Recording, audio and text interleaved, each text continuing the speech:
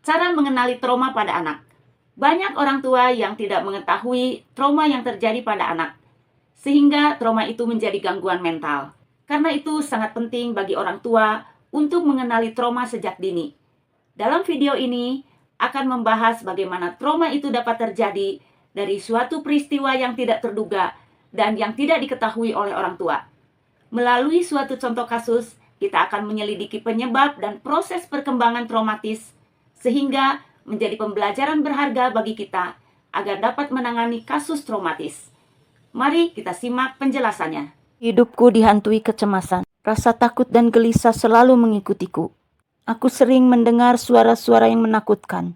Kemudian ibuku membawa aku ke psikiater. Waktu aku kecil, aku selalu dititipkan kepada seorang pengasuh, sementara ibuku pergi bekerja. Ibu pengasuh itu tidak terlalu baik. Lama-kelamaan aku sering dimarahinya. Jika aku ingin pup, dia selalu marah-marah dan menjewer aku. Aku menjadi takut setiap kali aku ingin pup. Akhirnya aku menahannya setiap kali ingin pup. Namun suatu kali aku pup di celana. Ibu pengasuh marah besar, kemudian mengadukan aku pada ibuku. Aku tidak mau diasuh olehnya, tetapi ibuku tetap membawa kepadanya. Kemudian terjadi lagi aku pup di celana. Pengasuh itu mengadukan aku lagi kepada ibuku. Kali ini ibu ikut memarahi aku. Hal seperti itu terjadi berulang kali. Setelah aku besar, aku tidak memakai pengasuh lagi. Tetapi rasa takut itu datang setiap kali ibuku berangkat bekerja. Setelah aku bersekolah, perasaan takut itu semakin besar, sehingga aku merasa takut setiap kali hendak berangkat sekolah. Dalam peristiwa ini, orang tua jangan menganggap seberapa besar atau kecilnya peristiwa yang terjadi. Melainkan lihatlah dampak emosionalnya yang dapat menjadi trauma pada anak. Perlu orang tua ketahui bahwa anak-anak belum memiliki mekanisme pertahanan diri yang kuat, sehingga peristiwa negatif lebih mudah membekas pada ingatan anak. Dalam peristiwa ini, anak merasa terancam dan tidak berdaya. Kejadiannya berulang kali dan kejadiannya melebihi kemampuan mental untuk diresponinya. Anak ini mengalami perasaan tertekan, tetapi tidak mendapat perlindungan seperti yang ia harapkan, yaitu perlindungan dari ibunya. Dengan kata lain, ia diabaikan oleh orang yang ia harapkan untuk dapat melindunginya. Tekanan tersebut dapat menumpuk dan menimbulkan luka mendalam. Mari kita merenungkan beberapa hal yang mungkin dirasakan oleh anak tersebut. Yang pertama, perasaan takut. Sejak pertama ada di tempat penitipan, anak tersebut mengalami rasa takut karena ditinggal oleh ibunya, dan dia harus tinggal dengan orang yang asing bagi dirinya. Yang kedua, rasa tidak berdaya. Anak itu sudah berusaha mengikuti perintah, yaitu kalau mau pup, ia harus bilang pada pengasuhnya. Tetapi ketika dia mau pup, dia bilang pada pengasuhnya, malah dia diomeli, dimarahi, karena pengasuhnya merasa direpotkan. Dan bertambah hari bukan hanya dimarahi, tetapi juga dijewer. Sehingga rasa takut pada anak semakin besar. Karena itu, ketika ia ingin pup lagi, ia tidak berani mengatakannya. Dia berusaha menahan pup dengan harapan ibunya segera pulang. Tentu situasi tersebut membuat anak kebingungan dan sangat takut. Dalam keadaan seperti itu, ia dimarahi, dibentak dengan kata-kata kasar, dijewer, dan didorong-dorong. Peristiwa itu membuat anak menjadi syok. Mungkin sampai wajahnya pucat dan badannya gemetaran.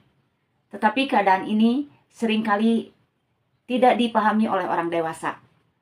Peristiwa yang sangat menakutkan bagi anak mungkin dianggap sebagai hal yang biasa oleh orang dewasa. Selanjutnya, perasaan diabaikan. Setelah mengalami kejadian yang membuat dia syok, ia mengharapkan ibunya segera datang. Ia ingin segera berlindung ke pelukan ibunya untuk menenangkan diri.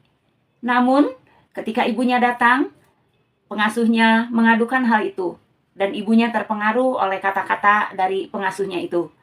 Jadi, ibunya bukan memberikan perlindungan, bahkan ikut memarahi anak tersebut. Maka dari itu, perasaan terabaikan bertambah menjadi perasaan tidak berharga. Pengalaman itu akan tertanam dalam ingatannya dan bisa menjadi trauma yang mendalam. Kejadian berulang. Keesokan harinya, anak itu tidak mau dititipkan ke pengasuh itu. Namun, untuk keperluan ibunya bekerja, atau mungkin sebagian orang tua kurang memahami kalau peristiwa tersebut sangat melukai hati anak. Karena bagi orang tua, hal seperti itu dianggapnya tidak membahayakan secara fisik, tanpa mempertimbangkan beban mental seorang anak kecil. Dengan demikian, kejadian yang membuat mental anak tertekan berulang kembali. Dan situasi tersebut dialami dalam waktu yang lama. Kemudian berikutnya, peran orang tua pada saat anak mulai masuk sekolah. Dalam peristiwa itu, pengalaman traumatis berkembang. Namun orang tua seringkali tidak memahaminya. Ketika anak mengalami ketakutan di lingkungan sekolah, orang tua mengira bahwa hal itu adalah proses adaptasi di lingkungan yang baru, tanpa mengingat peristiwa pahit di masa kecilnya. Ketakutan di masa yang lalu masih terbawa menjadi alasan anak ketakutan di lingkungan yang baru.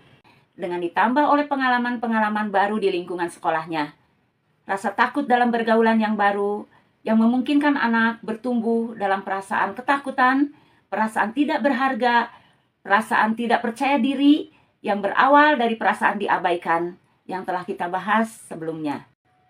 Semoga dari peristiwa ini kita sebagai orang tua dapat lebih peka pada setiap kejadian yang dialami anak, agar dapat mengenali trauma yang mungkin terjadi pada anak sejak dini, agar dapat memberikan penanganan yang diperlukan untuk pemulihannya. Semoga video ini bermanfaat. Sampai jumpa pada video berikutnya. Salam Luciana.